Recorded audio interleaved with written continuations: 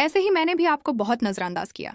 मैं गलत थी, कभी आपकी तरफ ध्यान ही नहीं दे पाई, हमेशा घर वालों में ही उलझी रही। मेरी भी गलती है, मैं भी माजरत ख्वाह हूँ। सॉरी, मुझे माफ कर दीजिए। ठीक है, आप इतनी माफिया मांग रही हैं ना मुझसे, तो मैं आपको माफ कर देता हूँ। कोई बात नहीं, ठीक है। माफ क्या, जाओ। कल तुम्हारा दफ्तर में पहला दिन है। कल पहला दिन है ना, मुझे तुम पर बहुत फख्र महसूस होता है। पता है तुम्हें ये बात, तुमने बहुत मेहनत की है। अब देखो कहाँ से कहाँ पहुंच गई हो। पहले तुमने बीए के इम्तिहान दिए और वो पास किए, फिर नौकरी के लिए इम्तिहान दिए और वो भी क्लियर कर लिए। I am so proud of you. वाकई बहुत जबरदस्त हुआ।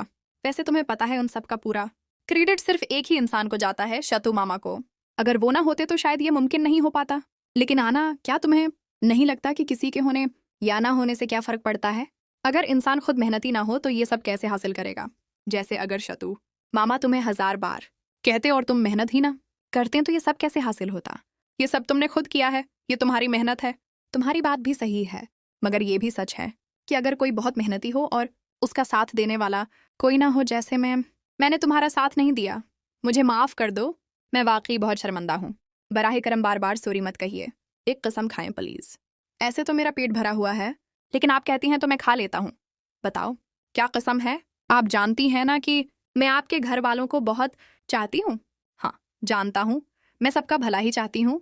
हाँ, मैं भी जानता हूँ। आपको पता है हमारे मुल्क में लड़कियां जिस तरह जिंदगी गुजारती हैं वो भी कोई जिंदगी होती है।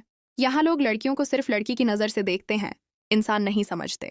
और मैं चाहती हूँ कि लोग हमें सिर्फ लड़की न समझें, बल्कि इंसान समझें और इंसान की तरह इज्जत दें। इसीलिए मैं हर जदोजहद में सबका साथ देना चाहती हूँ। अर्जुन, आप चाहे सबके सामने साथ न दे पाएं, लेकिन कम से कम सपोर्ट तो कर सकते हैं ना?